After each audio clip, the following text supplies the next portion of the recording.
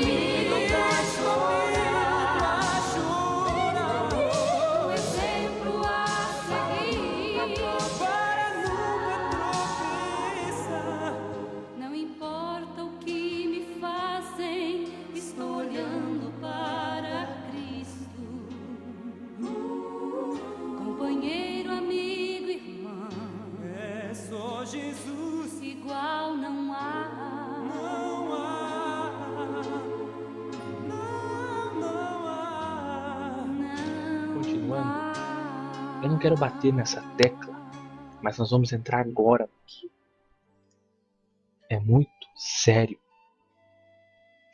Preste atenção, se a doutrina que reafirma a existência de três pessoas em um só Deus fosse proveniente do paganismo, como afirma o profeta William Branham, o apóstolo João seria um pagão e um herege ao reafirmar em 1 João capítulo 5, verso 7, que três são os que testificam no céu, o Pai, a Palavra e o Espírito Santo, e esses três são um.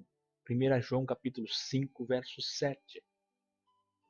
Deus criou no ventre de Maria tanto o óvulo quanto o germe sanguíneo. Isso é pregado por Manuel, por Joaquim, por Francisco, por quem for que acredita no William Branham. Página 9, olha o que diz. Deus criou no ventre de Maria tanto o óvulo quanto o germe sanguíneo, sendo Jesus, portanto, Deus. O grande arquiteto construiu para si um corpo. O grande arquiteto é uma expressão anticristã. Não é cristã. É proveniente da maçonaria. Eles utilizam isso justamente para diferenciar o Deus deles, que é Lúcifer, do verdadeiro Deus. O nosso Deus não é o grande arquiteto, porque um arquiteto não cria a matéria. O nosso Deus criou a matéria. Esse Deus que é o grande arquiteto, ele apenas trabalha com a matéria, transforma a matéria, modela a matéria. Portanto, quando esta doutrina chama o nosso Deus de grande arquiteto, está blasfemando, pois usa um título que se refere a Satanás para injuriá-lo e para tirar da condição de Criador o nosso Deus Todo-Poderoso. Grande arquiteto não pode fazer isso, não pode criar o mundo, não pode criar a matéria, somente um Criador. O nosso Deus não é um grande arquiteto. E vou lhe explicar mais. Preste atenção. O Deus venerado na maçonaria também é chamado de o grande arquiteto do universo. É o G que eu vou mostrar daqui a pouco da simbologia, é o Gadu, que é a abreviação de grande arquiteto do universo. Eles alegam que esse grande arquiteto é o Deus de Abraão, Isaac e Jacó, mas não pode sê-lo, porque, como diz um livro maçom, os pensadores da maçonaria enfrentam novamente os temas clássicos do esoterismo, cuja longa história e persistência através de todas as épocas constitui um capítulo bastante analisado. A unidade criadora é um todo universal, macho e fêmea, moreno e loiro, espírito e matéria, que não conhecemos nem podemos conhecer, exceto em suas incontáveis manifestações de detalhe, onde cada um de nós desempenha a função de ator e espectador. J.P. Mazzaroth. E diz mais, temos aí o antigo dualismo dos princípios masculino e feminino, o Pai universal, de natureza ígnea, que fecunda a mãe, elemento material, ambos simbolizados nas duas colunas Jaquim e Boaz. O grande arquiteto não é um ser superior ao mundo, é a força que rege a matéria, a lei do universo, apenas perspectiva aos homens através de suas manifestações sensíveis. Não se trata do Deus Criador, pois o grande arquiteto Gatu organiza uma matéria que não é sua criação, sendo até incapaz de criá-la, tirado do livro deles, Sociedades Secretas, Sérgio Tim, Difusão Europeia, do livro 1957, página 91. As explicações como esta sobre a real natureza desse tal grande arquiteto da maçonaria, o Gadu, nos níveis mais avançados da maçonaria, como o Paládio, em que não se procura esconder a natureza satanista, olha o que eles dizem. O paladismo é um ritmo necessariamente luciferiano. Sua religião é o neognosticismo maniqueísta, o ensino de que a divindade é dupla e que Lúcifer é igual a Adonai, com Lúcifer sendo o deus da luz e da bondade, combatendo o favor da humanidade contra Adonai, o deus das trevas e do mal. Albert Pike, fundador da maçonaria, fundador da Ku Klux Klan, é ele que matou milhares de cristãos, milhares de crentes nos Estados Unidos, fundador da máfia, o papa da maçonaria, um grande escritor maçom, apenas especificou e desvendou os dogmas dos degraus ou dos graus elevados de todas as outras maçonarias. Pois não importa qual seja o rito, o grande arquiteto do universo não é o Deus adorado pelos cristãos.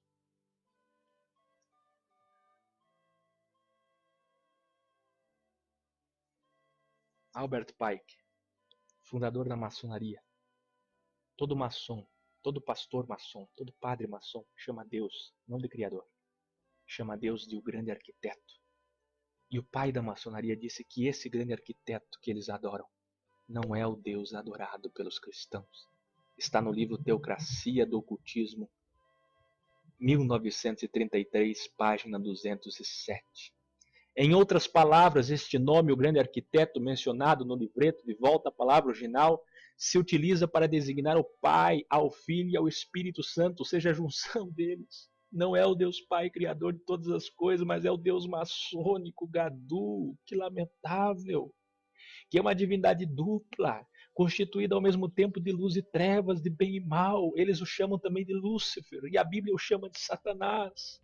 Portanto, quando o tabernáculo da fé usa essa expressão para se referir a Deus, está, na verdade, incutindo conceitos maçônicos nas mentes de seus seguidores e blasfemando contra o Espírito Santo por afirmar que ele seria o príncipe dos demônios, como fizeram os fariseus. Meus queridos, essas ideias são totalmente pagãs e esotéricas. Quando vocês tanto atacam as outras igrejas, dizendo que está lá a Trindade, que está lá o Vaticano, que está lá os concílios, que está lá o paganismo, que está lá Sodoma e Gomorra, na verdade, ali embutido no meio está a maçonaria do que vocês acreditam sem vocês saberem. Preste atenção. Estou aqui para lhe ajudar. Se você chegou a esse vídeo, foi o Espírito Santo que te trouxe até aqui. Foi o Espírito Santo que te trouxe até aqui. Eu poderia refutá-los, dizendo a respeito do Espírito Santo, quando dizem que o Espírito Santo não é pessoa, mas eu não vim aqui para isso. Eu posso passar o estudo a todos vocês, mas eu não vim aqui para isso. Eu vim aqui para falar a respeito de maçonaria e William Branham, o profeta que você tanto acredita. Preste atenção. Eles dizem que Senhor equivale a Pai, que Jesus equivale a Filho e que Cristo equivale ao Espírito Santo no livro De Volta à Palavra Original, página 10, que seria Senhor Jesus Cristo, equivalente a Pai, Filho e Espírito Santo. Temos aqui uma afirmação totalmente descabida. O fato incontestável de que existem dois nomes diferentes escritos sobre as testas dos 144.000, e se estes nomes se referissem a só uma pessoa, João escreveria apenas um deles ou diria apenas que tinha o nome de Deus em suas testas. Mas eles tinham dois nomes em suas testas. Mas como eu disse, eu não vim aqui refutar isso. Eu vim falar de maçonaria. Eu vim falar de maçonaria. Prepare o seu coração, meus queridos. Prepare o seu coração. Olha lá. O folheto deles ainda diz, mais adiante, a respeito do Espírito Santo, dizendo: contudo, eu ainda não posso entender porque Jesus disse em São João, capítulo 14, verso 16, eu rogarei ao Pai e ele vos dará outro Consolador. Não pare a leitura no verso 16, mas prossiga para o 17. O Espírito da verdade que o mundo não pode receber porque não o vê nem o conhece, mas vós o conheceis porque habita convosco. Ele estava ali encarnado em Jesus Cristo, habitando com eles, e o mesmo versículo prossegue dizendo, e estará em vós, quer dizer em espírito, veja ainda o verso 18, não vos deixarei órfãos, voltarei para vós, de volta à palavra original, página 12.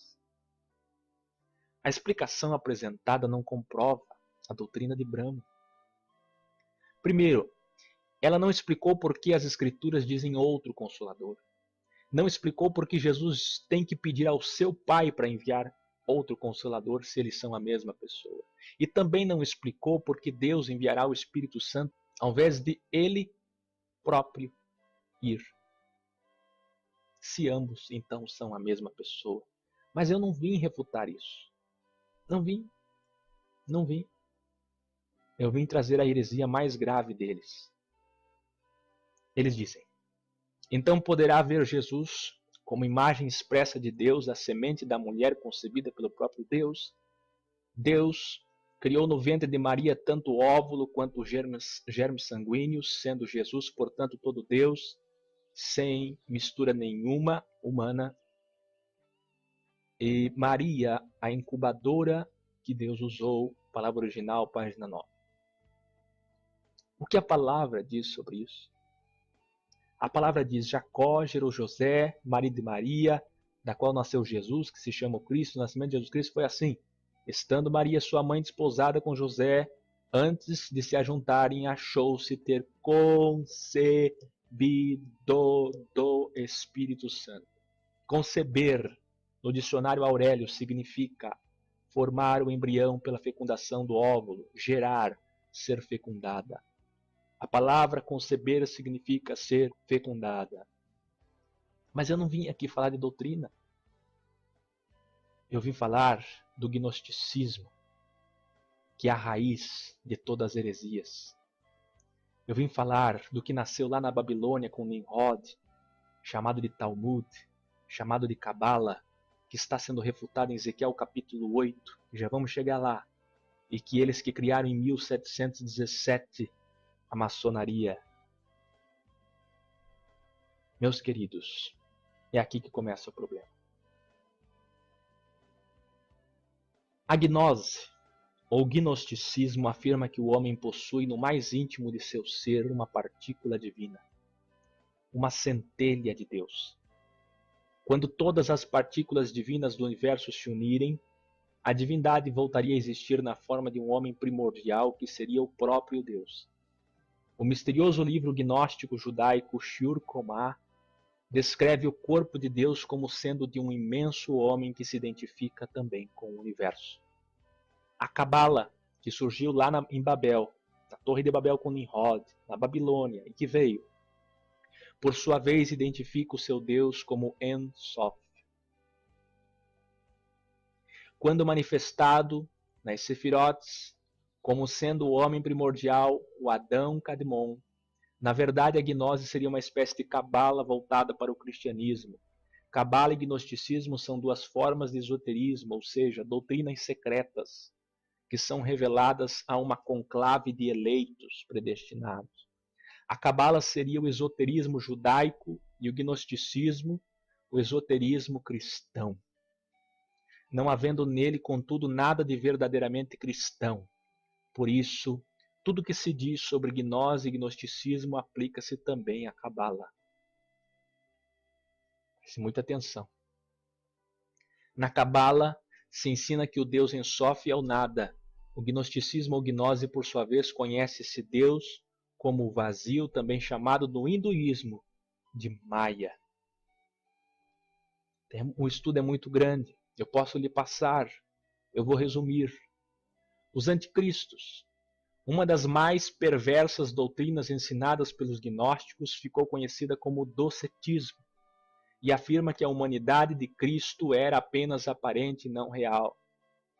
O Verbo não teria feito carne e Cristo, para eles não foi humano, e por isso não sofreu e nem tampouco morreu. Agora preste atenção. Portanto, a Bíblia rechaça totalmente o docetismo gnóstico, mostrando que em Jesus houve a fusão da natureza celestial com a natureza humana, pois o nosso Messias, o nosso Salvador, verdadeiramente sofreu e morreu como homem e como Deus. Portanto, a afirmação do tabernáculo da fé de que Jesus, totalmente Deus, não teria nenhuma mistura humana, nega a própria humanidade de Jesus. Em outras palavras, existindo em forma de Deus, Cristo encontrou-se existindo também na forma de homem, como está escrito. E continuo no próximo vídeo. Clique aqui para você continuar assistindo.